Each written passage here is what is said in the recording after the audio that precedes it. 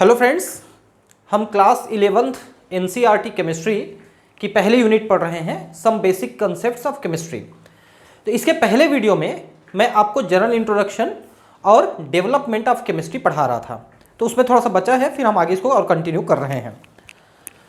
तो पेपर के बारे में हम पढ़ रहे थे कि पेपर का डेवलपमेंट वैसे तो चाइना में हुआ ऐसा माना जाता है, लेकिन इससे पहले भी इंडिया में पेपर की तरह यूज़ करते थे। वो थे ट्रीज़ के बार्क, है ना, जैसे कि एक भोजपत्र होता है, वो एक बेटुला करके एक प्लांट होता है, उसका वो बार्क होता है, छाल होता है, उसको हम पेपर की तरह यूज़ करते थे।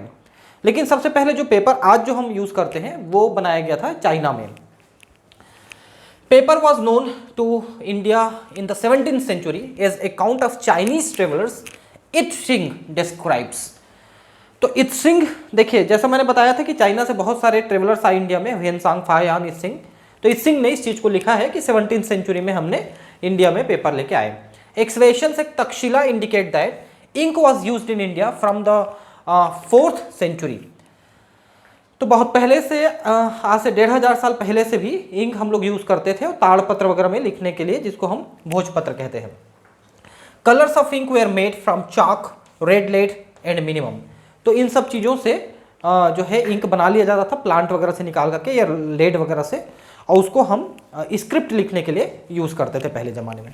इतनी चीज़ें मैं पिछले क्लास में पढ़ा चुका हूँ आपको। It seems that the process of fermentation was well known to Indians. क्योंकि फर्मेंटेशन से हम न केवल एल्कोहल बनाते थे, बल्कि साउथ इंडियन डिशेस जितने भी होते हैं, इडली, डोसा, है ना, या फिर ब्रेड, इस टाइप की चीज़ें जो हैं हजारों सालों से बनी आ रही हैं। ये केवल आज की डिश नहीं है, सैकड़ों हजारों सालों से चीज़ें बनती आ रही हैं, और ये जो हैं फर्मेंटेशन के द्वारा ही बनाई जाती हैं। वेदास एंड कौटिल्य अर्थशास्त्र mention about many types of liquors. तो वेदों में भी और कौटिल्य के अर्थशास्त्र में भी तरह तरह के लीकर का मतलब होता है एल्कोहलिक ड्रिंक। जैसे पहले ज़माने के जो एल्कोहलिक ड्रिंक होते थे उनको सोम रस कहा जाता था, ठीक है, वो भी अल्कोहलिक ही होता था, लेकिन उसको बनाने के तरीके फ्रूट जूस वगैरह से इस तरह से बनाया जाता था कि वो शरीर के लिए बहुत ज़्यादा नुकसानदेह नहीं होता था, बल्कि थोड़ी मात्रा में लेने पर वो दवाई की तरह काम करता था और वो शरीर के लिए अच्छा होता था। तो उसको कभी कभी लोग यूज़ करते थे। फिर धीरे से वो जो सोम रस था वो धीरे धीरे दारू में, मदिरा में बदलते चला गया, उसके बनाने के तरीके बदलते चले गए। तो आज जो हमारे सामने शराब है, वाइन है, ये सिर्फ शरीर को नुकसान करता है, कहीं पर फायदा नहीं करता। Charaka Samhita also mentions in ingredients such as bark of plants, stem, flowers, leaves, wood, cereals, fruits and sugar cane for making asavas. ठीक है, आसव, आसव क्या होता है? देखिए, आसव का मतलब होता है रस एक प्रकार का, ठीक है। जैसे आप दसमूलारिष्ट या को अशोकारिष्ट इस टाइप की चीज़ें पढ़ते हैं ना, या द्राक्षासव एक होता है, द्राक्षासव। द्राक्षासव क्या होता है? अंगूर से बनाया जाता है। आशव का मतलब होता है इनको गर्म करके इसमें से जो इंग्रेडिएंट है उनको निकाला जाता है ना, वाटर मीडियम में या एल्कोहलिक मीडियम में, फिर उससे कोई दवाई बनाई जाती है। तो ये दवाइयाँ जो आशव होती हैं वो बहुत सारी बीमारियों के लिए बन के आती हैं आयुर्वेद में, और ये काफ़ी प्रभावशाली भी होती हैं। तो चरक ने अपनी चरक संहिता में अलग अलग सैकड़ों प्रकार के आशव बनाने की विधि बताई है, जिसको उन्होंने प्लांट्स के अलग अलग भागों से, root, stem, leaf, flower, inflorescence, अलग अलग भागों से इस आशव को बनाने की विधि उन्होंने बताई है, और सैकड़ों प्रकार की बीमारियों का इलाज इन आशव के द्वारा किए जाते हैं। आज भी चलता है ये। The concept that matter is ultimately made up of individual building blocks appeared in India a few centuries BCE as a part of philosophical speculations। देखिए, हम आज पढ़ते हैं कि एटम के बारे में डाल्टन ने बताया, ठीक है, 1700 के आसपास में। लेकिन ये जो एटम है, जिसको हम परमाणु के नाम से आज से हजारों साल पहले जानते थे, देखिए क्या लिखा है, few centuries BCE, before common era, मतलब ईसा पूर्व, मतलब बीसी। आज 2020 है, इससे 300-400 साल और पहले, मतलब आज से 2300-2400 साल पहले ये चीज़ें लोग जानते थे। कैसे जानते थे? देखिए, तो आचार्य कणाद, इनका नाम थोड़ा सा गलत लिखा है, एक्चुअली इनका पूरा नाम है कणाद, तो KANAD होना चाहिए, कणाद। आचार्य कणाद, इनका नाम आचार्य कणाद इसी नाम पे पड़ा क्योंकि ये कणों के बारे में यानी पार्टिकल्स के बारे में स्टडी करते थे। और इन्होंने सबसे पहले जो है परमाणु का कंसेप्ट दिया था जो आज हम एटम के नाम से जानते हैं। और इसीलिए इंडिया में ये बात मानी जाती है कि जितने ये जो यूरोपियन कंट्रीज़ हैं या वेस्टर्न कंट्रीज़ हैं, इन्होंने जो जो थ्योरीज दिए थे ये भारत की पुस्तकों से, ग्रंथों से चुरा करके दिए, ऐसा माना जाता है। तो आचार्य कणाद बॉर्न इन 600 BC, मतलब आज से 2600 साल पहले हुआ करते थे। Originally known by the name Kashyap, Rishi Kashyap के नाम से जाने जाते थे। इनका नाम कणाद इसलिए पड़ा क्योंकि कणों पे ये स्टडी करते थे।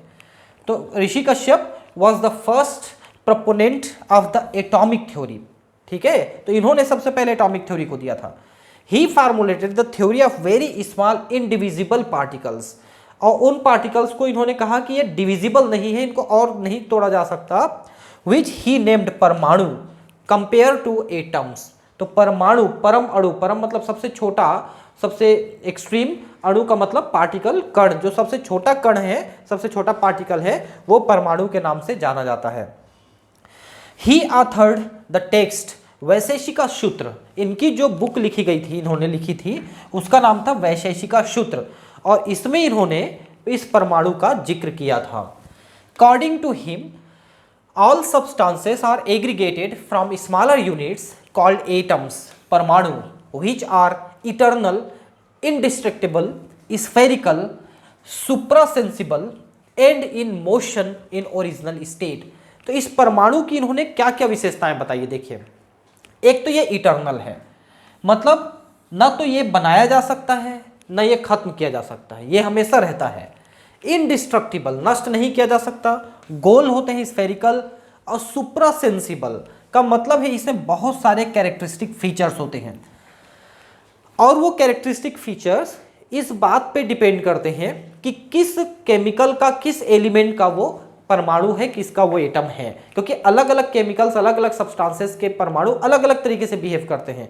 जो आप हाइड्रोजन पढ़ते हो तो उसमें एक ही इलेक्ट्रॉन प्रोटॉन है ना, ऐसा। तो हर एक से जो डिफरेंट हो जाते हैं क्योंकि इलेक्ट्रॉन प्रोटॉन की संख्या, न्यूट्रॉन की संख्या वहाँ पर बदल जाती है, और ये हमेशा मूव करते रहते हैं, लिख रहा है। तो परमाणु कोई जरूरी नहीं कि हमेशा मूव करें, ये थोड़ा सा इन्होंने जो बताया था वो लिक्विड या गैस के लिए बता दिया था। सॉलिड में जो परमाणु है या एटम है वो मूवेबल नहीं होते हैं, ठीक है, ओरिजिनल स्टेट में। ओरिजिनल स्टेट मतलब ये एक्चुअली ओरिजिनल स्टेट गैस को कहा जाता है, ठीक है। ही explained that this indivisible entity can not be sensed through any human organ. हम इनको महसूस नहीं कर सकते, परमाणु इतना छोटा है, ना तो इसको देख सकते हैं, ना सुन सकते हैं, ना तो इसका स्पर्श महसूस कर सकते हैं, किसी भी तरह से हम इसको नहीं छू सकते। Kanada added that there are varieties of atoms that are as different as the different classes of the substances। तो जिस तरह से सब्सटेंसेस अलग हो जाते हैं तो उसके हिसाब से उनके परमाणु की, उनके एटम की क्वालिटी और क्वांटिटी भी अलग हो जाती है। He said these परमाणु could form pairs or triplets among other combinations and unseen forces cause interactions between them।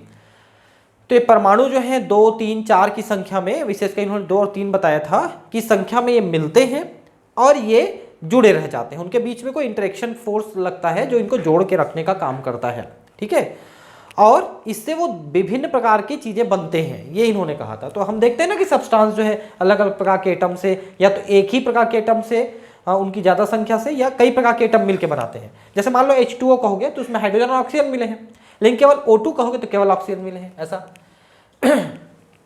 He conceptualized this theory around 2500 years before John Dalton 1766-1844। तो सन 1700 के आसपास में, 1800 के आसपास में जॉन डाल्टन ने दिया था, उसके 2500 साल पहले ये थ्योरी हमारे एक ऋषि ने दे दिया था, देखिए, और इसको चुरा करके ये ले गए, मैं सीधा सीधा बोल रहा हूँ, और उस थ्योरी को इन्होंने वापस रीलॉन्च कर दिया, और आज हम ये समझते हैं कि ये थ्योरी जॉन डाल्टन ने दिया है। तो ऐसा नहीं है बोस, हमारे यहाँ के जो ऋषि मुनि थे ना, उन्होंने इतना रिसर्च किया है कि अगर सही ढंग से उस पर हम काम करें ना, तो जितनी थ्योरी ये वेस्टर्न कंट्री वाले दिए हैं उससे ज़्यादा थ्योरी हम लोग दे सकते हैं। हमारा दुर्भाग्य क्या रहा पता है, कि हमारी जो नालंदा यूनिवर्सिटी थी वो जला दी गई, और वहाँ के लाइब्रेरी में जितनी पुरानी ग्रंथें थी सब जल गए। नहीं तो आज हमारे पास जो ज्ञान का भंडार रहता ना, उससे हम क्या नहीं कर सकते थे। हमारे पास इतना रिसर्च किया हुआ चीज़ रखा हुआ था, 3 महीने तक उसकी लाइब्रेरी जलती रही थी। आप सोचिए, इतने ज़्यादा बुक्स वहाँ थे, ठीक है। Charaka Samhita is the oldest Ayurvedic epic of India. तो सबसे पुरानी जो आयुर्वेदिक बुक है वो चरक संहिता है। इसमें लगभग सभी बीमारियों के आयुर्वेदिक ट्रीटमेंट के बारे में लिखा है। It described the treatment of diseases, ठीक है। The concept of reduction of particle size of metal is clearly discussed in Charaka Samhita. अब देखिए क्या बोलना चाहता है। आज हम जो नैनो पार्टिकल की बात करते हैं, तो नैनो पार्टिकल्स की आज मेडिसिन में बहुत उपयोग हो रही है। कैसे? क्योंकि नैनो पार्टिकल का मेडिसिन के द्वारा देते हैं तो सेल के अंदर, न्यूक्लियस के अंदर और जीन तक आसानी से पहुंचते हैं, इतने छोटे पार्टिकल हैं। चरक संहिता में इसी चीज का वर्णन भस्म बनाने की प्रक्रिया के द्वारा किया गया है। भस्म क्या चीज होता है? राख, है ना, एश। जैसे आप सुने होंगे स्वर्ण भस्म, रजत भस्म, ताम्र भस्म, श्रृंग भस्म। ये जो भस्म होते हैं, इन चीजों को हाई टेम्परेचर में जला करके और एक विशेष प्रोसेस द्वारा बनाई जाती है जिससे भस्म बनते हैं। इन भस्मों का प्रयोग जो था या है, ये आज भी और पहले भी आयुर्वेदिक दवाइयों में किए जाते थे। तो अब जो रिसर्च हो रहा है उसमें यह मिला है कि इन भस्मों में मेडिसिन के नैनो पार्टिकल्स हैं और इसलिए ये हमारे न्यूक्लियस के अंदर तक घुस जाते हैं सेल्स में और ये बहुत अच्छे से काम कर पाते हैं। तो सोचिए कि ये जो नैनो टेक्नोलॉजी है ये चरक के जमाने से चला आ रहा है। भले उन्होंने उसको नैनो टेक्नोलॉजी नाम नहीं दिया लेकिन काम तो वही कर रहा है ना। तो उसका इन्होंने वर्णन किया है। Extreme reduction of particle size is termed as nanotechnology आज के डेट में। Charaka Samhita describe the use of bhasma of metals in the treatment of elements. तो विभिन्न बीमारियों में भस्म का प्रयोग। Nowadays it has been prove that bhasma have nanoparticles of metals. तो उनमें बहुत छोटे पार्टिकल्स रह जाते हैं।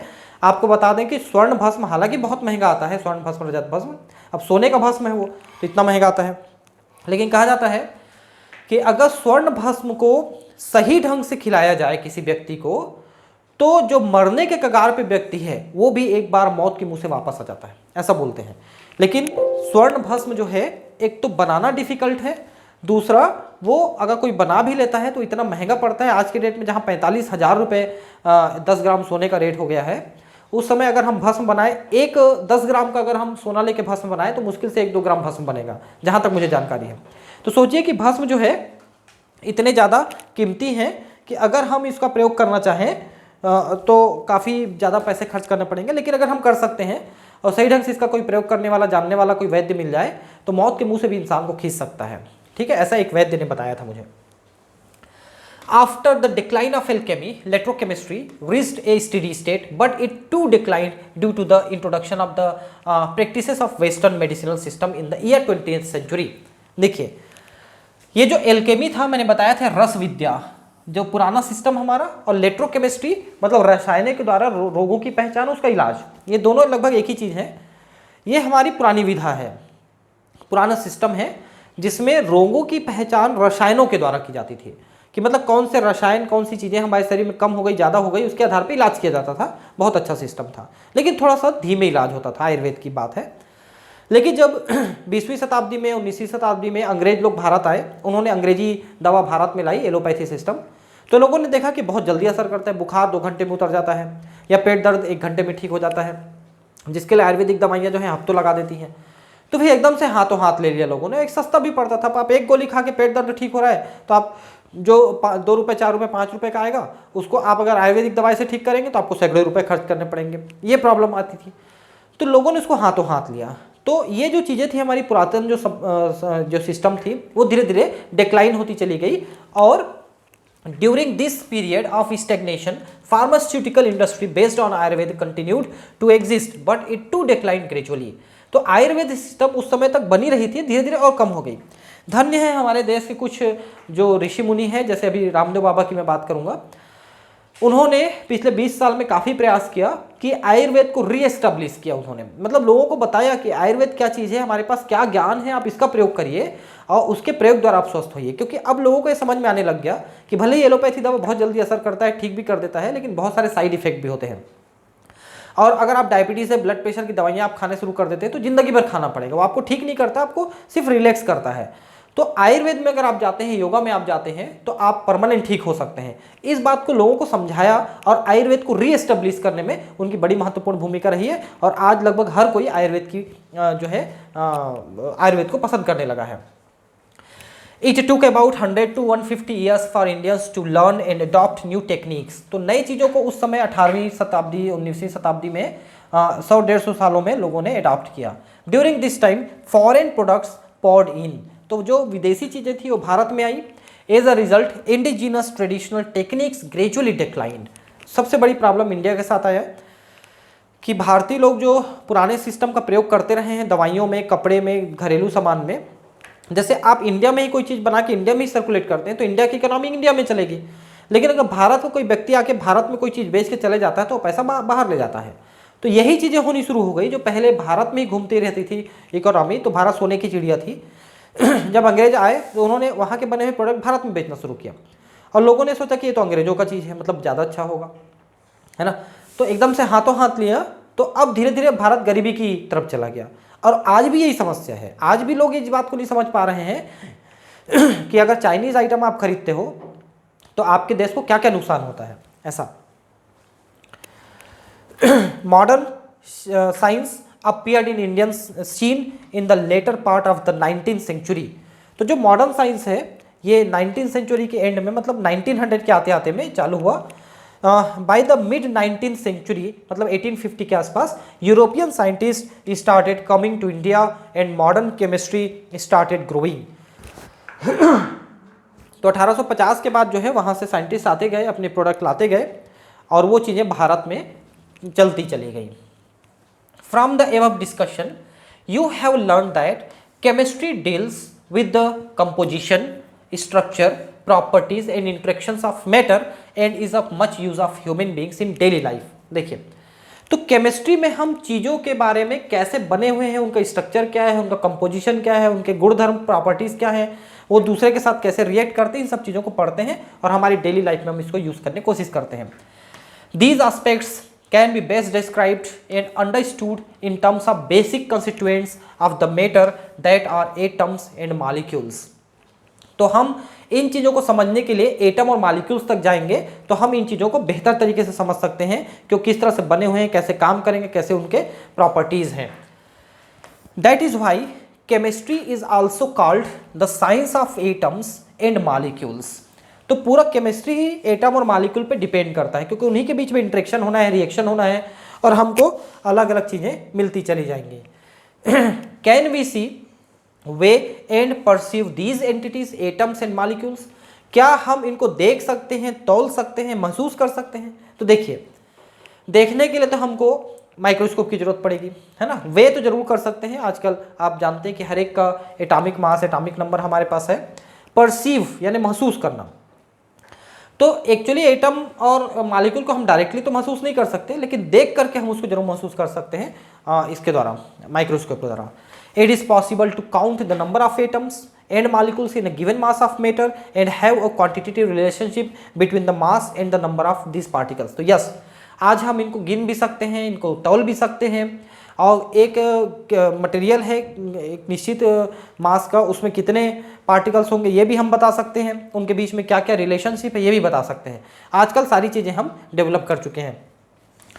We will get the answer of some of these questions in this unit. तो इस यूनिट में हम इन्हीं सब क्वेश्चंस के आंसर जानेंगे. We will further describe how physical properties of matter can be quantitatively described using numerous values within suitable units. तो हम अलग अलग जो फिजिकल प्रॉपर्टीज़ हैं, जैसे टेम्परेचर है, लेंथ है ना, मास है, वेट है, डेंसिटी है, इनको नापने के लिए, इनको मेज़र करने के लिए हम क्या क्या यूनिट्स यूज़ करेंगे. जैसे कि लेंथ को नापने के लिए मीटर का यूज़ करते हैं या किलोमीटर का यूज़ करते हैं. मास को नापने के लिए ग्राम या किलोग्राम का यूज़ करते हैं. इसी तरह से बाकी सब चीज़ों के लिए हम कौन कौन से यूनिट्स को उपयोग करते हैं, इन चीज़ों को हम यहाँ पर समझने की कोशिश करेंगे. अब है इम्पॉर्टेंस ऑफ केमिस्ट्री. केमिस्ट्री का क्या इंपॉर्टेंस है. तो देखिए, केमिस्ट्री का लिंक जो है, उसका जो संबंध है वो दूसरे सारे साइंस के साथ हैं. अगर आप बायोलॉजी पढ़ोगे और केमिस्ट्री अगर आपको नहीं आती तो आप बायोलॉजिकल मॉलिक्यूल्स के बारे में कैसे समझेंगे. कार्बोहाइड्रेट, प्रोटीन, फैट, लिपिड, ये न्यूक्लियोटाइड, ये सब कैसे बने, कैसे जानेंगे. क्या क्या रिएक्शन है, कैसे जानेंगे. अगर आप फिजिक्स पढ़ते हो और केमिस्ट्री नहीं जानते हो तो आप कैसे जानोगे कि ये जो कंप्यूटर है या कोई चीज़ है वो किन मेटल्स के द्वारा बने हुए हैं, इनके एटम्स और इनके बीच में क्या क्या रिलेशनशिप है, कैसे जानेंगे. तो सारे साइंस के साथ केमिस्ट्री जो है डायरेक्टली जुड़ा हुआ है, ना केवल इनडायरेक्टली बल्कि डायरेक्टली जुड़ा हुआ है, आप ये कह सकते हैं। Chemistry plays a central role in science and is often intertwined with other branches of science. तो साइंस के दूसरे ब्रांचेस के साथ इनका जुड़ाव है, केमिस्ट्री का सभी ब्रांच के साथ। Principles of chemistry are applicable in diverse areas such as weather pattern, functioning of brain and operation of a computer, production in chemical industries, manufacturing fertilizers, alkalis, acids, salts, dyes, polymers, drugs, soap, detergents, metals, alloys, etc. देखिए अब क्या क्या चीज़ में chemistry use हो रहा है। Weather pattern, आज जो हमारी मौसम है उसकी जानकारी भी केमिस्ट्री पे आधारित है कि कैसे वहाँ पर बादल आएंगे, उनमें कैसे कंडेंसेशन होगा, कैसे बारिश होगी, पूरा केमिकल प्रोसेस, ठीक है। फंक्शनिंग ऑफ ब्रेन, ब्रेन का फंक्शन बहुत सारे केमिकल पे डिपेंड करते हैं, जैसे डोपामाइन है, एसिटाइल कोलिन है ना, इस टाइप की चीज़ों पे जिनको हम न्यूरोट्रांसमीटर्स कहते हैं, है ना। ऑपरेशन ऑफ ए कंप्यूटर, तो कंप्यूटर पूरा इलेक्ट्रॉनिक सिस्टम है जिसमें इलेक्ट्रॉन्स का मूवमेंट होता है, तो इलेक्ट्रॉन क्या में पढ़ोगे आप, केमिस्ट्री में पढ़ोगे। केमिकल इंडस्ट्रीज, मैन्युफैक्चरिंग फर्टिलाइजर्स कैसे बनाना है, एल्कलीज हैं मतलब bases, acid, salt, dye, polymers, drugs, soap, detergent, metals, alloys, ये सब चीज़ों का बनाना जो इंडस्ट्री में चलता है मैन्युफैक्चरिंग, उसमें सारे केमिकल रिएक्शंस ही तो यूज़ होते हैं। भाई आप किसी मेटल को निकाल रहे हो उसके ओर से, उसके पत्थर से, तो आप कैसे निकालोगे? अगर आपको केमिकल प्रोसेस ही नहीं पता है तो आप कैसे निकालोगे उसको, एक्सट्रैक्ट कैसे करोगे? तो हर चीज़ में केमिस्ट्री भरी पड़ी है ना, इंक्लूडिंग न्यू मटेरियल, ठीक है। तो बहुत सारे नए मटेरियल्स भी हम केमिस्ट्री के द्वारा बनाते रहते हैं, हमेशा मार्केट में आते रहता है। Chemistry contributes in a big way to the national economy, तो देखिए हमारे देश को बहुत फायदा होता है केमिस्ट्री से। कैसे? It also plays important role in meeting human needs for food, health care products and other materials aimed at improving the quality of life. तो हमारे जीवन के लिए जो आवश्यक है, भोजन है बहुत सारे, है ना, मेडिसिन्स हैं और दूसरी चीज़ें जो डेली हमारे लाइफ में यूज़ होते हैं, उसका प्रोडक्शन केमिकल मेथड से ही होता है। बहुत सारे फूड आप जो खा रहे हो या मेडिसिन्स आप देखिए, सब के सब केमिकल के द्वारा, ठीक है, मतलब केमिस्ट्री के द्वारा। ऐसा नहीं कि सारे में केमिकल भरे हैं, मतलब केमिकल प्रोसेस है। This is exemplified by the large scale production of variety of fertilizers, improved variety of pesticides and insecticides। देखिए फर्टिलाइजर, आज पूरे केमिकल फर्टिलाइजर आप यूज़ करते हो, NPK है ना, सुपर फॉस्फेट है, यूरिया है, सब तो केमिकल प्रोसेस है ना। Improved variety of pesticides, pesticide है, इंसेक्टिसाइड है, ये आज पूरी तरह से केमिकल इंसेक्टिसाइड पेस्टिसाइड आप यूज़ कर रहे हो।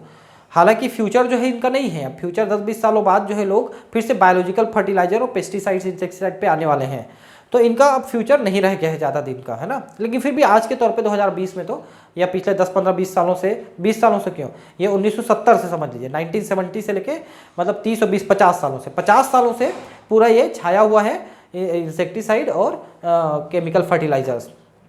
तो इनका फ्यूचर नहीं है भले ही, लेकिन आज तक तो फिलहाल हम इन्हीं पे डिपेंड करते हैं और ये पूरे केमिकल प्रोसेस द्वारा बनाए जाते हैं। Chemistry provides methods for the isolation of life saving drugs from the natural resources and makes possible synthesis of such drugs. तो देखिए बहुत सारे ड्रग्स हम जो प्लांट से या माइक्रोब से निकालते हैं, लाइफ सेविंग ड्रग जो बड़ी बड़ी बीमारियों को ठीक करते हैं, जैसे सम ऑफ दीज आर सिस्प्लास्टिन एंड टेक्सोल। देखिए ये जो दवाइयाँ हैं, एक तो टेक्सोल के बारे में आपको बताऊं, ये एक प्लांट से निकलता है भाई टेक्सोल ना, उस प्लांट का नाम है यू प्लांट, यू प्लांट, उससे निकलता है टेक्सोल। सिस्प्लास्टिन ये केमिकली सिंथेसाइज्ड मतलब प्लांट से निकाला जाता है। कौन से प्लांट से ये मेरे को भी नहीं पता है, कहीं ज़्यादा दिया भी नहीं है इसके बारे में।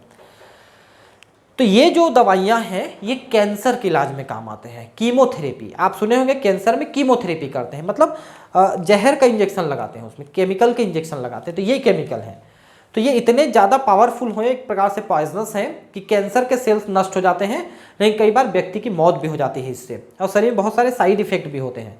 तो अब धीरे धीरे जो कीमोथेरेपी का सिस्टम बदल रहा है, अब थोड़ा सा लेस साइड इफेक्ट वाले कीमोथेरेपिकल ड्रग जो है आ गए हैं मार्केट में। ये जो नाम दिए हैं ये 20 साल 25 साल पुराने ड्रग्स हैं जो कैंसर में यूज़ किए जाते थे। हालांकि ये नई केमिस्ट्री की बुक है। Which are effective in cancer therapy, ये देखिए द ड्रग AGT, ठीक है, azidothymidine is use for helping AIDS patient. ये जो एजिडोथाइमिडीन है ये एड्स पेशेंट को दिया जाता है और उनके अंदर जो रेट्रोवायरस अपना आरएनए बनाते रहता है, कॉपी करते रहता है, पहले आरएनए से डीएनए फिर डीएनए से आरएनए। तो जो आरएनए से डीएनए बनाने के लिए ये जो रिवर्स ट्रांसक्रिप्टेज एंजाइम का प्रयोग करता है, उस रिवर्स ट्रांसक्रिप्टेज एंजाइम को ये ब्लॉक कर देता है। ठीक है, तो इस तरह से उनका ग्रोथ कम हो जाता है एचआईवी का। लेकिन इसका ये मतलब नहीं है कि वो व्यक्ति अब हमेशा के लिए ठीक हो गया, नहीं, वो उसका स्लो हो गया, प्रोसेस धीमा हो जाता है। तो जो व्यक्ति 3 साल 5 साल में मरने वाला था वो 10 साल में मरेगा, लेकिन मरेगा जरूर। तो अच्छा है कि जल्दी मर जाए, क्योंकि अगर वो ज़्यादा दिन तक जिंदा रहेगा तो हो सकता है दूसरे को ट्रांसमिट कर दे। हालांकि मेरी सिंपैथी उनके साथ है कि उनको ज़्यादा लंबा समय तक जीना चाहिए, लेकिन कई लोग थोड़ा सा बदमाश किस्म के भी लोग होते हैं और एड्स पेशेंट होने के बाद बताते भी नहीं हैं और ज़्यादातर सेक्सुअली वो ट्रांसमिट करते रहते हैं एड्स को। तो ज़्यादा अच्छा है कि कोई व्यक्ति तिल तिल करके जल्दी, मतलब देरी से मरे, उससे अच्छा थोड़ा जल्दी मर जाए ताकि उसे खतरे कम हो जाए, ऐसा मेरा मानना है। बाकी ये मेरा व्यू है, आपका अलग हो सकता है, कोई दिक्कत नहीं। तो ये थाइमिडीन जो है, एजिडोथाइमिडीन, ये उनकी लाइफ को थोड़ी सी लंबी कर देती है बस। Chemistry contributes to a large extent in the development and growth of a nation. कैसे? तो आपका पूरा जो सिस्टम है नेशन का, राष्ट्र का, हमारा दैनिक जीवन के साथ जुड़ा हुआ है, और उसमें हम लोग, मान लो आप पेट्रोल भी यूज़ कर रहे हो, डीजल भी यूज़ कर रहे हो, जिसके बिना आज लाइफ जो है जीरो हो जाएगी, समझ लो। तो क्या चीज़ है वो? केमिकल्स ही तो हैं। केमिकल प्रोसेस से ही हम लोग उसको बनाते हैं, ज़मीन से निकाल करके उसको प्यूरीफाई करते हैं। With a better understanding of chemical principles, it has now become possible to design and synthesize new materials having specific magnetic, electric and optical properties. अब देखिए, ये जो मैग्नेटिक, इलेक्ट्रिक, ऑप्टिकल प्रॉपर्टीज है ना, ये जनरली इलेक्ट्रॉनिक जो world है, electronic जो सिस्टम है उनके लिए है। जैसे आप ऑप्टिकल फाइबर का नाम सुने होंगे। देखिए, फाइबर्स जो होते हैं, वायर दो प्रकार के होते हैं। एक जिसमें करंट पास होता है, इलेक्ट्रॉन प्रोटॉन के तौर पे करंट पास होता है, ठीक है, वो नॉर्मल वायर होते हैं। लेकिन एक दूसरा वायर होता है जिसको ऑप्टिकल फाइबर कहते हैं। इसमें जो पास होता है ना, वो एक प्रकार से लाइट पास होती है, एक प्रकार से प्रकाश पास होती है ना। उसका ज़्यादा डिटेल तो यहाँ पर बताना पॉसिबल नहीं है ऑप्टिकल फाइबर का, लेकिन चूंकि उसमें करंट की जगह लाइट पास होती है तो उसकी एफिशिएंसी बहुत ज़्यादा बढ़ जाती है और उसमें जो है एनर्जी लॉस कम हो जाती है।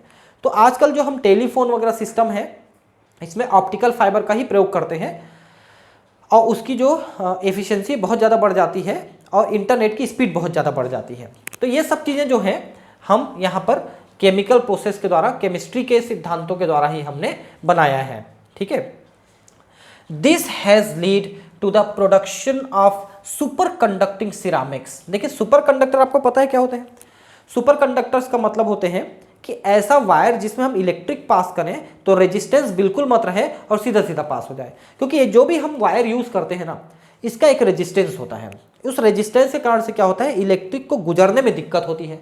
अब बहुत सारी इलेक्ट्रिक जो है उससे हीट के फॉर्म में जो है डिस्ट्रॉय हो जाती है। तो आप ये समझिए कि पावर हाउस से जो इलेक्ट्रिक निकल रहा है और आपका ये बल्ब जला रहा है या पंखा चला रहा है, वहाँ के आते तक करीब करीब 30% इलेक्ट्रिक जो है लूज हो जाती है, वो वायर के रेजिस्टेंस के कारण से। लेकिन अगर कोई सुपर कंडक्टर वायर है ना, तो रेजिस्टेंस बिल्कुल नहीं डालेगा, तो वो लॉस रुक जाएगा। तो अभी हमारे पास जो सुपर कंडक्टर्स हैं ना, वो बहुत लो टेम्परेचर में काम करते हैं, मतलब 0 डिग्री से बहुत नीचे, -273 सेल्सियस पे काम करते हैं। तो अब उनको जो है थोड़ा इंप्रूव करके -150 डिग्री सेल्सियस तक काम करने वाले सुपर कंडक्टर तो बना लिए हैं। और जिस दिन ये 0 डिग्री और इसके ऊपर के टेम्परेचर पे काम करने वाले बन जाएंगे, उस दिन हमारे लिए बहुत बेनिफिशियल हो जाएंगे। तो ये चीज़ें हैं super conducting ceramics. Conducting polymers, conducting polymers वही जो ऑप्टिकल फाइबर वगैरह के लिए यूज़ होते हैं और जिनमें करंट या ऑप्टिकल सिस्टम से वो पास होता है, ऑप्टिकल फाइबर्स लिखा भी है। Chemistry has helped in establishing in industries which manufacture utility goods. तो हमारे डेली यूज़ के लायक जैसे एसिड है, एल्कली है, डाई है, पॉलीमर है ना, ये प्रिंट मिस्टेक है थोड़ा सा, पॉलीमर्स, ठीक है, मेटल्स एट्सेट्रा, इन चीज़ों को हम डेली लाइफ में जो यूज़ करते हैं उसको इंडस्ट्री बनाते हैं। तो ये सारे केमिस्ट्री के सिद्धांतों से, उसके थ्योरीज से बनते हैं। These industries contribute in a big way to the economy of a nation and generate employment. तो बहुत सारे लोग इन इंडस्ट्रीज़ में काम करते हैं, उनको रोजगार मिला हुआ है, इसलिए ये हमारे देश की इकोनॉमी चलाने में बड़ी हेल्पफुल होती है, ये हमने शुरू से कहा। In recent years chemistry has helped in dealing with some of the pressing aspects of environmental degradation with a fair degree of success. देखिए, आज हम जो है बहुत तेज़ी से विकास कर रहे हैं, हमारा देश भी कर रहा है, दूसरे देश कर चुके हैं, लेकिन इनका एक निगेटिव फीडबैक रहा कि जैसे जैसे नेशन जो है विकास करते जाता है वहाँ पॉल्यूशन बढ़ते चला जाता है। एयर पॉल्यूशन है ना, सॉइल पॉल्यूशन है, वाटर पॉल्यूशन है, ये बढ़ती चली जाए। क्योंकि आपके पास अभी तक साइकिल हुआ करती थी, अगर आप थोड़ा सा डेवलप कर गए तो आपके पास मोटरसाइकिल आ गई, और डेवलप कर गए तो कार आ गई। तो निश्चित है कि जो देश है या जो सब जगह है वहाँ पर पॉल्यूशन बढ़ेगा। एक सिंपल सा एस्टिमेट है कि केवल दिल्ली में इतनी कारें हैं जितनी पूरी गुजरात और पूरे वेस्ट बंगाल को मिला के नहीं है, उतनी कारें तो सिर्फ दिल्ली में हैं। तो आप सोचिए कि दिल्ली की क्या स्थिति है। आपको पता है दिल्ली में क्या स्थिति है कि वहाँ जो सांस लेता है ना आदमी, एक दिन में 25 सिगरेट पीने के बराबर पॉल्यूशन लेता है दिल्ली में, मुंबई में। तो ये चीज़ें कैसे हुई? जितना ज़्यादा डेवलपमेंट आप करोगे ये प्रॉब्लम्स क्रिएट हो रहे हैं, ठीक है।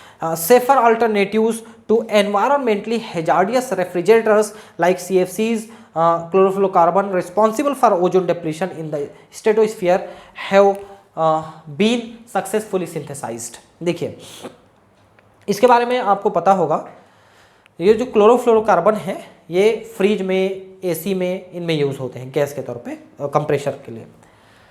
ये जब लीकेज हो जाता है और एटमॉस्फेयर में जाता है तो ओजोन के मॉलिक्यूल्स को ब्रेक कर देता है। परिणाम क्या हुआ कि ओजोन होल हो गया अंटार्कटिका के ऊपर। अब वहाँ से अल्ट्रावायलेट रे आने लग गई धरती पे, तो लोगों को कैंसर होने लग गई। तो अब वैज्ञानिकों ने सोचा कि हम सीएफसी के जगह हम कोई दूसरे केमिकल का प्रयोग करें जो फ्रिज को ठंडा भी करे और इस तरह का हेजार्डियस इफेक्ट ना हो। तो अब जो आने वाले हैं या आ चुके हैं, समझ लो एसी है, फ्रिज है, थोड़े से महंगे हैं अभी फिलहाल, लेकिन उनमें इन गैसेस का उपयोग नहीं हो रहा है और वो आराम से आपको चिलिंग इफेक्ट दे रहे हैं। कुछ जो डेवलप्ड कंट्रीज़ हैं उन्होंने तो इसके सीएफसी के उपयोग पे ही बैन लगा दिया है, अब उसका उपयोग नहीं कर सकते। लेकिन भारत में भी पॉसिबल नहीं हो पाया है, भारत बड़ा देश है और एकदम से इस टाइप की चीज़ों को बैन करना पॉसिबल नहीं हो पाता है गवर्नमेंट के लिए। However, many big environmental problems continue to be matters of grave concern to the chemist। तो अभी भी ऐसे बहुत सारे प्रॉब्लम हैं जो एक प्रकार से कब्र जैसा काम कर रहे हैं इंसानों के लिए, धरती के लिए। ये बड़े प्रॉब्लम्स अभी भी जो है एक्सपर्ट्स के लिए एक बड़े मैटर की तरह काम कर रहे हैं, बड़े सब्जेक्ट की तरह काम कर रहे हैं, जैसे पॉल्यूशन, है ना। One such problem is the management of the green house gases like methane, carbon dioxide etcetera. Green house गैसें जैसे जैसे बढ़ेंगी धरती का तापमान बढ़ेगा, आपको पता होगा इसके बारे में, है ना। और अगर इनको हम कम नहीं कर पाए तो फ्यूचर में सारे पोलार रीजन के जो आइस हैं, जो बर्फ है, वो पिघल के आ जाएगी समुद्र में, समुद्र का लेवल बढ़ेगा, बड़े शहर डूब जाएंगे, है ना। ये प्रभाव है ग्रीन हाउस इफेक्ट का, ग्लोबल वार्मिंग, ठीक है। Understanding of biochemical processes, use of enzymes for large scale productions of chemicals and synthesis of new exotic materials are some of the intellectual challenges for the future generation of chemists। ठीक है, तो बहुत सारे ऐसे chemicals हैं जो enzymes के द्वारा बनाए जा रहे हैं, ठीक है, और फ्यूचर में उनको बनाने के कोई दूसरे तरीके खोजना पड़ेगा, क्योंकि एंजाइम्स काम तो करते हैं लेकिन वो बाद में हैजार्डियस इफेक्ट भी पैदा कर देते हैं कई बार, वो अगर लूज छोड़ देते हैं तो उनको दूसरे तरीके से बनाना भी चैलेंज जैसा है फ्यूचर में। A developing country like India needs talented and creative chemists for accepting such challenges। तो फ्यूचर में बहुत सारे केमिस्ट्स की जरूरत पड़ेगी जो इन सब चैलेंजेस को ले सकें और उनके लिए अल्टरनेटिव डिस्कवर कर सकें। तो आप उनमें से एक हो सकते हो, ठीक है। To be a good chemist and to accept such challenges one need to understand the basic concepts of chemistry which begin with the concept of matter।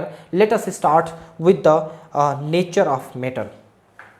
ठीक है, तो अब आपको केमिस्ट्री धीरे से समझना पड़ेगा, तब तो आप एक अच्छा केमिस्ट बन पाओगे या नीट निकाल पाओगे। आपका टारगेट नीट निकालना है, बड़ा केमिस्ट बनना नहीं है। तो हम नीट के लिए पढ़ रहे हैं या जेई के लिए, ठीक है, जिसमें आप इसको पढ़ सकते हो, ठीक है। नेचर ऑफ मैटर, ठीक है। मैटर क्या चीज़ होता है? जो धरती पे या स्पेस पे कोई स्पेस लेता है। जैसे कि मान लो ये कीबोर्ड है, ये एक मैटर है क्योंकि इसने अपने लिए एक स्पेस ऑक्युपाई किया हुआ है। या पेन भी, ये भी एक मैटर है, इसने भी स्पेस ऑक्युपाई किया है। ये हवा भी एक मैटर है, भले ही हम देख नहीं पा रहे हैं लेकिन इसने भी स्पेस लिया हुआ है। ठीक है, तो ये मैटर है जो दिख सकता है, छू सकते हैं, महसूस कर सकते हैं, है ना। वो सारी चीजें मैटर हैं जो कहीं पर जगह घेरा हुआ है। ठीक है, you are already familiar with the term matter from your earlier classes. Class 9th से आप ठीक ढंग से इन चीज़ों को पढ़े हो। Anything which has mass and occupy space is called matter. तो जिसकी कोई मास है ना, वजन है ना, और कोई वो स्पेस घेरा हुआ है तो मैटर है।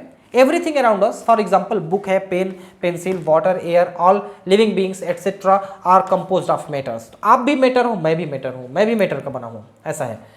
You know that they have mass and they occupy space, क्योंकि ये जगह घेरे हुए हैं। Let us recall the characteristics of the states of matter which you learned in your previous classes।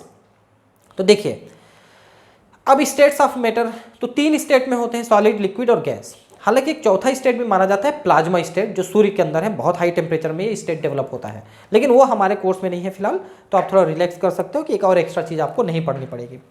तो स्टेट्स ऑफ मैटर जैसा मैंने कहा है ना, you are aware that matter can exist in 3 physical states, solid, liquid and gas.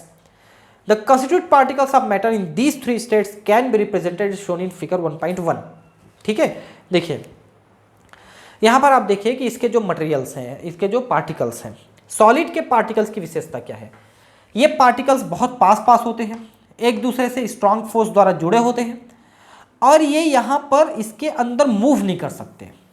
ठीक है, इसलिए इस सॉलिड का शेप, साइज और वॉल्यूम ये फिक्स होता है। ठीक है, जैसे सॉलिड है, मान लो कि ये सॉलिड है तो इसकी जो वॉल्यूम है इतनी ही रहेगी, चाहे आप इसको इसके इतने छोटे जगह में रखो तो भी या इससे बड़े जगह में रखो तो भी इसकी वॉल्यूम और शेप साइज फिक्स रहेगी, क्योंकि इसके मॉलिक्यूल बिल्कुल भी मूव नहीं कर पा रहे हैं। लेकिन बात लिक्विड की आती है, तो लिक्विड के मॉलिक्यूल थोड़े दूर दूर होते हैं, इनके बीच में फोर्स ऑफ अट्रैक्शन थोड़ा कम रहता है एज कंपेयर टू सॉलिड। तो ये जो लिक्विड के पार्टिकल्स हैं, एटम्स हैं, मॉलिक्यूल्स हैं, ये थोड़े मूव कर सकते हैं। तो मूव कर सकते हैं इसलिए इनका शेप जो है फिक्स नहीं होता, शेप फिक्स नहीं होता। जिस वेसल में, जिस बर्तन में आप लिक्विड को रखते हो उसी शेप का हो जाता है। अगर उसको ऐसे लंबे वेसल में रखोगे तो लंबा शेप हो जाएगा, चौड़े में तो चौड़ा शेप हो जाएगा। लेकिन इसकी वॉल्यूम, शेप तो फिक्स नहीं है लेकिन वॉल्यूम फिक्स है। मतलब वॉल्यूम फिक्स है का मतलब कि इसका जो वॉल्यूम है वो उतना ही रहेगा। जैसे मान लो कि 100 ml आप लिक्विड लेते हो, आप 100 ml के बर्तन में रखोगे तो भी 100 ml में फैले रहेगा ये। अगर आप इसको 1 लीटर के बर्तन में रखोगे तो भी उसका केवल 100 ml स्पेस ही घेरेगा, वो उतने में ही रहेगा, वो पूरे में नहीं भर जाएगा, ऐसा है। तो शेप फिक्स नहीं है लेकिन उसका वॉल्यूम फिक्स है। इसका शेप और वॉल्यूम दोनों फिक्स है, इसका शेप फिक्स नहीं है, इसका दोनों फिक्स नहीं है लिक्विड का, गैस का। कैसे में? क्योंकि इसके मॉलिक्यूल काफ़ी दूर दूर हो जाते हैं, इनके बीच में फोर्स ऑफ अट्रैक्शन काफ़ी कम हो जाता है, तो ये आसानी से एक दूसरे से दूर मूव कर सकते हैं। इसलिए जिस वेसल में रखा जाता है उसी के शेप का और उसी के वॉल्यूम का हो जाता है। ठीक है, जैसे मान लो आपने गैस को इसमें भरा तो ये पूरा फैल गया, तो इसी के वॉल्यूम का हो गया, इसी का। अब मान लो इसको छोटे वॉल्यूम में दबा के रख दोगे तो सिर्फ इतने वॉल्यूम में आ जाएगा वो, और शेप भी वही हो जाएगा। जबकि लिक्विड को आप ऐसा नहीं कर सकते, लिक्विड जितने वॉल्यूम का है उतने वॉल्यूम रहेगा। 100 ml है तो 100 ml रहेगा, चाहे उसको 200 ml 400 ml के वॉल्यूम वाले फ्लास्क में रखोगे तो भी वो 100 ml को ही घेरेगा, लेकिन गैस जो है पूरे को घेर लेगा। ठीक है, तो गैस का ना तो शेप फिक्स है ना वॉल्यूम फिक्स है। लिक्विड का शेप फिक्स नहीं है, वॉल्यूम फिक्स है। सॉलिड का शेप और वॉल्यूम दोनों फिक्स है। ठीक है, तो इतने को आपको ध्यान रखना है। Particles are held very close to each other in solid in an orderly fashion and there is not much freedom of movement। तो जैसा मैंने कहा सॉलिड के पार्टिकल्स एक दूसरे से जुड़े होते हैं, उनके बीच में मूवमेंट नहीं होता है। In liquid the particles are close to each other but they can move around. भले ही लिक्विड में एक दूसरे के पास होते हैं लेकिन थोड़ा एक दूसरे से दूर मूव कर सकते हैं, इसलिए वो शेप फिक्स नहीं हो पाता। However, in gases the particles are far apart and compared to those present in solid and liquid states and their movement is easy and fast। Gas के पार्टिकल थोड़े ज़्यादा दूर हो जाते हैं, उनके बीच में फोर्स ऑफ अट्रैक्शन भी कम होता है। Because of such arrangement of particles different states of matter exhibit the following characteristics. अब इनके क्या क्या कैरेक्टरिस्टिक्स हैं? पहला, solid have definite volume and definite shape. मैंने कहा ना कि वॉल्यूम और शेप दोनों फिक्स होता है। Liquid have definite volume but do not have definite shape. इनकी वॉल्यूम फिक्स है लेकिन शेप फिक्स नहीं है। They take the shape of the container, जिसमें वो रखे जाते हैं उसी के शेप के हो जाते हैं, है ना, चाहे सिलिंड्रिकल हो या कुछ भी हो ऐसा। तीसरा गैस है have neither definite volume neither shape, ठीक है, नॉट शेप। तो इनके ना तो शेप फिक्स है ना वॉल्यूम फिक्स है। They completely occupy the space in container which they are placed. तो जिसमें रखते हैं उसको पूरे स्पेस को घेर लेते हैं। चाहे 100 ml में रखें तो 100 ml में जाएंगे, 200 ml में रखेंगे तो 200 ml में फैल जाएंगे, 400 ml में रखेंगे तो 400 ml में फैल जाएंगे। जबकि लिक्विड ऐसा नहीं करता, 100 ml का लिक्विड है तो 100 ml में ही रहेगा, चाहे 400 ml का ले कंटेनर में रखिए, लेकिन वो 100 ml को ही घेरेगा, ऐसा है। These three states of matter are interconvertible by changing the condition of temperature and pressure। तो देखिए, सॉलिड है, इसको गर्म करोगे तो लिक्विड और गर्म करोगे तो गैस बनेगा, ठंडा करोगे तो लिक्विड, ठंडा करोगे तो सॉलिड बनेगा। इसके अलावा अगर गैस को ज़्यादा प्रेशर दोगे तो लिक्विड बन जाएगा और ज़्यादा प्रेशर दोगे तो सॉलिड बन जाएगा। इसका एग्जाम्पल, सिंपल सा एग्जाम्पल है एलपीजी, जो आपके घर में आता है gas cylinder. Liquefied petroleum gas कहलाता है। क्यों कहलाता है? क्योंकि उसमें जो गैस है उसको इतने प्रेशर में भरा जाता है कि वो प्रेशराइज होकर धीरे धीरे लिक्विफाइड हो जाता है अंदर में। ऐसा आप हिलाओगे ना थोड़ा सा, कुछ दिन यूज़ किया हुआ, जैसे मान लो आपका सिलेंडर 1 महीना चलता है, तो आप 10 दिन यूज़ करने के बाद आप थोड़ा हिलाइए उसको, तो आपको ऐसा लगेगा कि अंदर में कोई लिक्विड हिल रहा है। तो लिक्विड क्यों हिल रहा है? क्योंकि जो गैस है वो दब करके अंदर में लिक्विड बन गया है। इसीलिए इतने बड़े सिलेंडर में जो है 14-15 किलो जो है गैस आ जाती है और वो लिक्विफाइड होके आ जाती है, तभी वो आपके 1 महीने, 1.5 महीने, 2 महीने जो है रसोई में चल जाती है। और अगर उसको दबा के भरे ना तो अंदर में सॉलिडिफाई हो जाएगी वो, और जब वाल्व खोलते हैं तो ऊपर में प्रेशर कम हो जाता है, इसलिए वो लिक्विड जो है धीरे से गैस बन करके ऊपर निकल आती है, ऐसा है। तो प्रेशर कम करोगे तो वापस गैस बन जाएगी। तो on heating a solid usually changes to a liquid and the liquid और further heating changes into gas vapour. In the reverse process, a gas on cooling liquefies to liquid and the liquid on further cooling freezes to the solid। तो ये गर्म करने से आगे और ठंडा करने से पीछे ये प्रोसेस बढ़ता चला जाएगा, इसी को ये लिख रहा है। When all constituent particles of substance are same in chemical nature, it is said to be a pure substance। A mixture contains many types of particles। अब देखिए, कोई भी सब्सटेंस दो तरह का हो सकता है, या तो प्योर होगा या मिक्सचर होगा, ठीक है। प्योर कैसे? जैसे मान लो पानी है, वाटर, तो वाटर केवल वाटर के मॉलिक्यूल्स हैं तो इट्स प्योर वाटर, लेकिन अगर उसमें शक्कर घोल दोगे तो मिक्सचर हो जाएगा, ऐसा। जैसे कि मान लो गैस है तो केवल नाइट्रोजन का गैस है, या केवल हाइड्रोजन का गैस है, या केवल ऑक्सीजन गैस है, तो प्योर हो जाएगा। लेकिन अगर हाइड्रोजन, ऑक्सीजन, नाइट्रोजन मिला दो, जैसे एयर है, तो ये मिक्सचर हो जाएगा, है ना।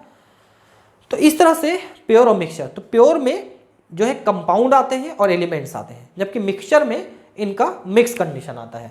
तो इसको आप देखिए थोड़ा सा, यहाँ पर एक फ्लो चार्ट बना हुआ है, इसको समझ लीजिए। मैटर दो प्रकार के, जैसा मैंने कहा मिक्सचर और प्योर सब्सटेंस। प्योर सब्सटेंस में केवल एक ही टाइप की चीज़ें रहेंगी, जैसे मान लो एलिमेंट है, मान लो हाइड्रोजन एलिमेंट है या ऑक्सीजन एलिमेंट है, तो केवल वही है ना, ऐसा। कंपाउंड जैसे वाटर मॉलिक्यूल है तो केवल वाटर मॉलिक्यूल है वहाँ पर, ऐसा।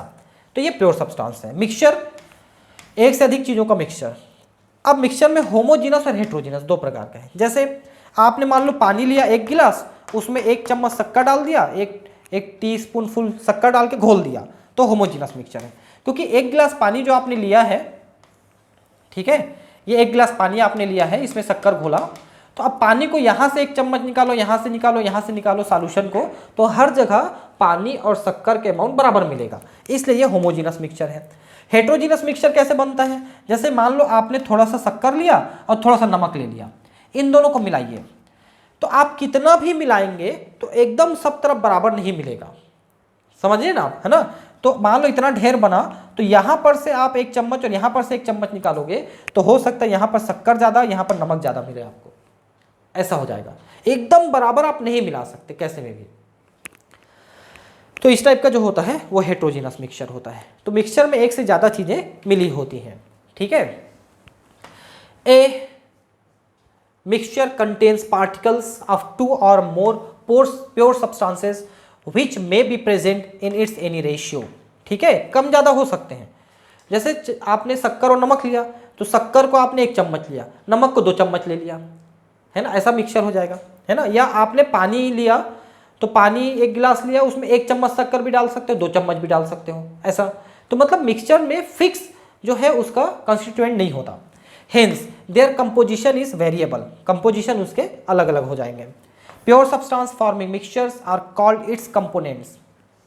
ठीक है, मिक्सचर को बनाने वाली चीजें वो प्योर हो सकते हैं। जैसे शक्कर प्योर है और पानी प्योर है, दोनों को घोल दिया तो मिक्सचर बन गया। या नमक प्योर है, शक्कर प्योर है, दोनों को मिला दिया तो मिक्सचर बन गया। तो मिक्सचर बनाने के लिए प्योर सब्सटेंस लेना पड़ेगा आपको। Many of this substances present around you are mixture. अब क्या क्या चीजें हैं आपके आसपास, तो पानी देखिए, for example sugar solution in water, आपने पानी लिया 1 चम्मच शक्कर घोल दिया, ये मिक्सचर हो गया। एयर बहुत सारे गैसेस का मिक्सचर है। चाय आप बनाते हैं, बहुत सारी चीज़ों का मिक्सचर है, उसमें कम से कम जो है शक्कर घुला हुआ है ना, चाय की पत्तियां उसमें घुली हुई हैं, ऐसा। All are mixtures. A mixture में भी होमोजीनस और हेट्रोजीनस।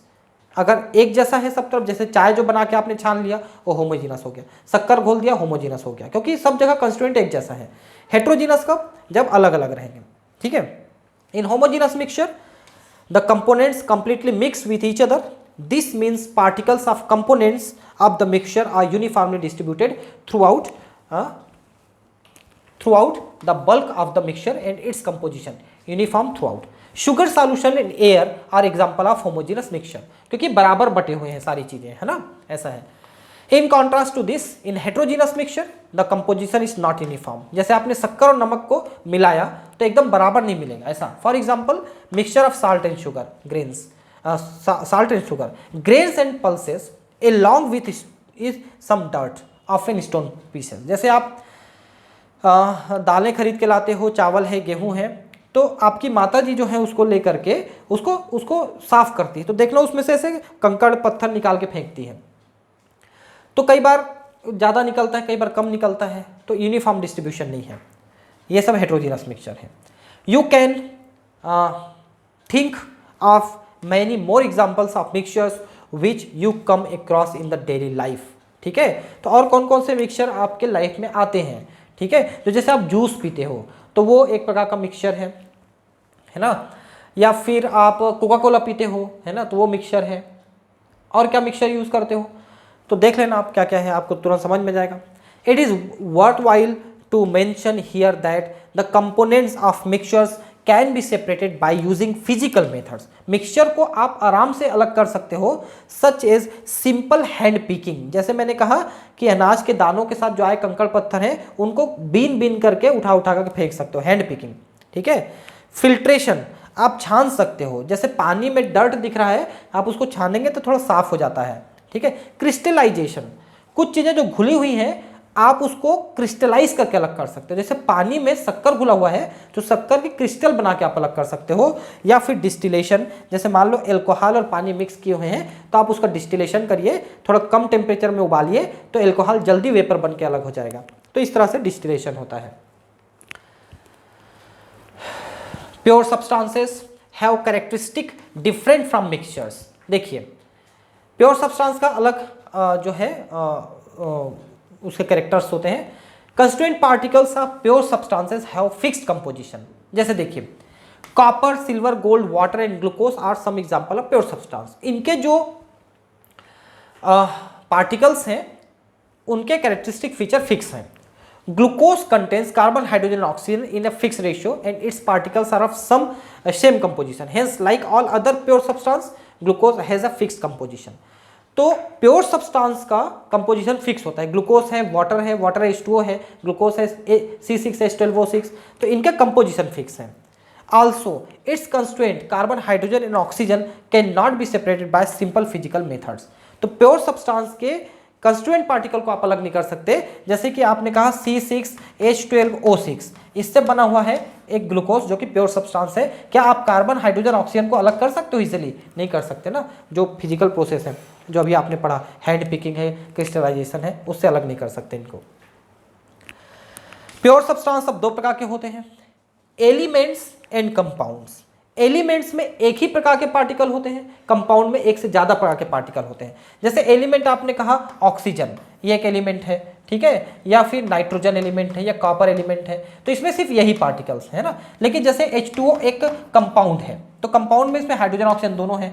C6H12O6 ये कंपाउंड है ना, यानी ग्लूकोज, तो इसमें कई प्रकार के एलिमेंट्स हैं। तो एलिमेंट में एक ही होते हैं, कंपाउंड में एक से ज़्यादा टाइप के होते हैं कंपोनेंट, ठीक है। दीज पार्टिकल्स में एग्जिस्ट एज एटम और मॉलिक्यूल्स, ठीक है। जैसे कि मेटल है तो मेटल में तो वो एटम ही होते हैं, लेकिन कंपाउंड में जनरली एक से ज़्यादा एलिमेंट होते हैं। You may be familiar with the atoms and molecules from the previous classes, however you will be studying about them in detail in unit 2। तो हम एटॉमिक स्ट्रक्चर यूनिट 2 में पढ़ने वाले हैं। इसके जो पहला चैप्टर हम पढ़ रहे हैं यूनिट, इसके 8-10 लेक्चर बनेंगे, उसके बाद हम एटॉमिक स्ट्रक्चर पढ़ेंगे। काफ़ी बड़ा यूनिट है ना ये पहला वाला, है ना। Sodium, copper, silver, hydrogen, oxygen etcetera are common example of elements. तो एलिमेंट्स जो है 105 से 106 के आसपास एलिमेंट हमने जो खोज लिए हैं वो एलिमेंट्स हैं जो एक ही टाइप के एटम के बने होते हैं। Their all atoms are of one type, एक ही टाइप के एटम के बने होते हैं। However atoms of different elements are different in nature, है ना, अलग अलग एलिमेंट अलग अलग बिहेव करते हैं। Some elements such as sodium और copper contain atoms as their constituent particles, whereas in some others the constituent particles are molecules which are formed by 2 or more atoms। तो कुछ ऐसे होते हैं जिनके एलिमेंट में एक ही प्रकार का एक ही सिंगल पार्टिकल होता है। जैसे कि मतलब आप कहेंगे कॉपर, तो कॉपर 2 नहीं लिखते अपन, है ना, या जैसे हम गोल्ड लिखते हैं तो गोल्ड 2 नहीं लिखते, क्योंकि मेटल्स जनरली सिंगल पार्टिकल के बने होते हैं। लेकिन O2 लिखते हो आप तो इसमें एक से ज़्यादा पार्टिकल आ गए, है ना। N2 लिखते हो, एक से ज़्यादा एलिमेंट्स, ठीक है, ऐसा है। तो या तो एटम के बने होते हैं या मॉलिक्यूल के बने होते हैं, ऐसा कहना है। अगर अकेला है तो एटम है, नहीं तो मॉलिक्यूल है ना। तो molecule in which 2 atoms combine to give their respective molecules, this is illustrated in figure 1.3, ठीक है। तो ये देखिए hydrogen, oxygen, nitrogen, copper, sodium, ये थोड़ा सा यहाँ पर गलत छाप दिया है। देखिए कैसे गलत छापा है, ये थोड़ा साइज को बढ़ाते हुए दिखा रहे हैं, देखिए, है ना। तो हाइड्रोजन 1 है, ऑक्सीजन जो है 16 है ना, नाइट्रोजन 7 है 7, कॉपर 29 है, सोडियम 11 है। तो उसके हिसाब से नाइट्रोजन को पहले आना था, ऑक्सीजन को बाद में आना था, और सोडियम को जो है यहाँ पर आना था, और कॉपर को यहाँ पर आना था। लेकिन कोई बात नहीं, ये एलिमेंट है, सिर्फ देखना है आपको कि एक एक एटम के बने हुए हैं। लेकिन जब 2 हाइड्रोजन एटम आपस में मिलते हैं तो हाइड्रोजन के मॉलिक्यूल बनाते हैं, ये कहना है इसका। वैसे ही 2 ऑक्सीजन मिलते हैं तो ये O2 बनाते हैं। लेकिन 2 कॉपर नहीं मिलेंगे, 2 सोडियम नहीं मिलेंगे, 2 पोटेशियम नहीं मिलेंगे। जितने मेटल्स होते हैं ना वो अकेले अकेले एटम के फॉर्म में होते हैं, उसको मेटल आयंस कहते हैं, आयनिक फॉर्म में आ जाते हैं वो, ठीक है, ऐसा है।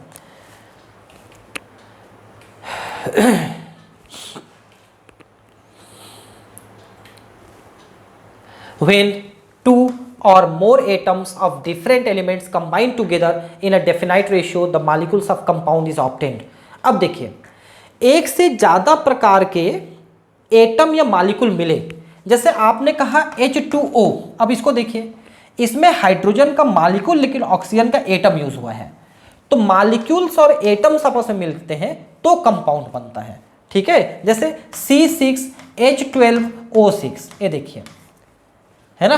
तो इसमें जो है 6 कार्बन एटम, 2 हाइड्रोजन एटम और 6 ऑक्सीजन एटम ये आपस में मिले, तो चाहे आप उसको मॉलिक्यूल मान लो, चाहे आप उसको, क्योंकि कार्बन जो है C2 के फॉर्म में नहीं होता, कार्बन अकेला अकेला होता है, हाइड्रोजन H2 के फॉर्म में होता है, ऑक्सीजन O2 के फॉर्म में होते हैं। तो आप इनको कह सकते हैं कि कुछ एटम्स और कुछ मॉलिक्यूल्स आपस में मिले हैं तो उससे कंपाउंड बनते हैं। Moreover, the constituents of compound cannot be separated into simpler substances by physical methods। ये भी आपने देख लिया कि H2O के हाइड्रोजन ऑक्सीजन को सिंपली आप अलग नहीं कर सकते, है ना, ऐसा है। They can be separated by chemical methods। उसके लिए examples of some compounds of water, ammonia, carbon dioxide, sugar etc। तो इनको अलग करना है, अगर H2O में से हाइड्रोजन ऑक्सीजन को अलग करना है तो आपको कुछ केमिकल मेथड यूज करने पड़ेंगे ताकि वो स्प्लिट हो जाए, ठीक है, जिसके लिए हम यहाँ पर इलेक्ट्रोलिसिस कर सकते हैं, तो वो हम पढ़ेंगे आगे चल के। The molecules of water and carbon dioxide are represented in figure 1.4। तो यही फिगर है, देखिए कि एक ऑक्सीजन है, 2 हाइड्रोजन है, इस तरह से जुड़े हुए हैं, एक हाइड्रोजन इसके साथ, एक हाइड्रोजन इसके साथ, वैसे ही एक ऑक्सीजन और एक ऑक्सीजन कार्बन के साथ। तो ये इसमें आप ये कह सकते हैं कि हाइड्रोजन मॉलिक्यूल यूज नहीं हुए हैं, हाइड्रोजन एटम ही यूज हुए हैं, वैसे ही ऑक्सीजन एटम इस तरह से यूज हुए हैं। तो आप थोड़ा सा और डिटेल पढ़ते जाएंगे तो इनको समझते जाएंगे कि कैसे ये जुड़े हुए हैं। Note that a water molecule comprises 2 hydrogen atoms and 1 oxygen atom. Similarly, a molecule of carbon dioxide contains 2 oxygen atom and combined with 1 carbon atom. ठीक है, तो यही चीजें हैं कि एटम एटम आपस में जुड़े हैं यहाँ पर फिलहाल। Thus, the atoms of different elements are present in compounds in a fixed and definite ratio, and this ratio is characteristics of a particular compound. किसी भी कंपाउंड का फिक्स है, जैसे H2O, पानी केवल H2O ही बन सकता है। अगर आप H2O2 कर दे तो हाइड्रोजन पेरोक्साइड हो जाएगा, और HO2 तो होता नहीं मेरे हिसाब से, है ना। तो ये फिक्स है कि पानी बनाने के लिए यही करना पड़ेगा, या ग्लूकोज के लिए आपको यही रेशियो रखना पड़ेगा। अगर आप ये रेशियो चेंज कर दिए तो ग्लूकोज नहीं रह जाएगा या ये पानी नहीं रह जाएगा। तो फिक्स रेशियो है किसी भी चीज़ का, ठीक है। Also, the properties of a compound are different from those of its constituent elements. तो अब देखिए H2O आप बनाते हो तो हाइड्रोजन और ऑक्सीजन जो है ये अलग अलग कैरेक्टरिस्टिक के हैं, लेकिन मिल जाते हैं तो टोटल डिफरेंट कैरेक्टरिस्टिक। जैसे देखिए, अगर आप हाइड्रोजन को जलाते हो तो हाइड्रोजन जलेगा और ऑक्सीजन उसको जलने में मदद करेगा, लेकिन जब ये दोनों मिलकर पानी बना लिए तो ये आग को बुझा देते हैं, बिल्कुल अलग, है ना। नहीं तो एक दूसरे से मिलकर जलाते थे, अलग अलग रहे तो जलाते थे, लेकिन एक में मिल गए, पानी बन गए तो बुझाते हैं, तो पूरा अलग कैरेक्टरिस्टिक हो गया। For example, hydrogen and oxygen are gases where is the compound formed by their combination of water is a liquid generally. एक तो दोनों गैस हैं और दोनों मिल गए तो लिक्विड हो गए। It is interesting to note that hydrogen burns with a pop sound and oxygen is a supporter of combination, but water is used as a fire extinguisher. तो हाइड्रोजन जलता है, ऑक्सीजन मदद करता है, लेकिन जब दोनों मिल गए तो दोनों ने आग को बुझा दिया। सोचिए कि कितना ज़्यादा अंतर आ गया दोनों के कैरेक्टरिस्टिक फीचर में, ठीक है। अब हम नेक्स्ट क्लास में इसको कंटिन्यू करेंगे, properties of matter and there measurement, physical and chemical properties. हम इनको कैसे नाप सकते हैं, उनके लिए क्या क्या अपन यूनिट्स यूज़ करेंगे, ये सारी चीज़ों को हम अब नेक्स्ट क्लासेस में पढ़ेंगे और इसको कंप्लीट करेंगे। तो मिलते हैं दोस्तों अगले क्लास में। और अभी भी अगर आपने मेरा चैनल सब्सक्राइब नहीं किया है केमिस्ट्री वाला तो कृपया इसको सब्सक्राइब कर लें, और अगर आप मेरे पुराने चैनल के व्यूवर रहे हैं, मेरे बायोलॉजी चैनल का भी, तो उसके लिए भी धन्यवाद है। और मेरे कृपया केमिस्ट्री चैनल को भी आप सब्सक्राइब करें और आगे बढ़ाने में मदद करें। थैंक यू, मिलते हैं अगले क्लास में, बाय।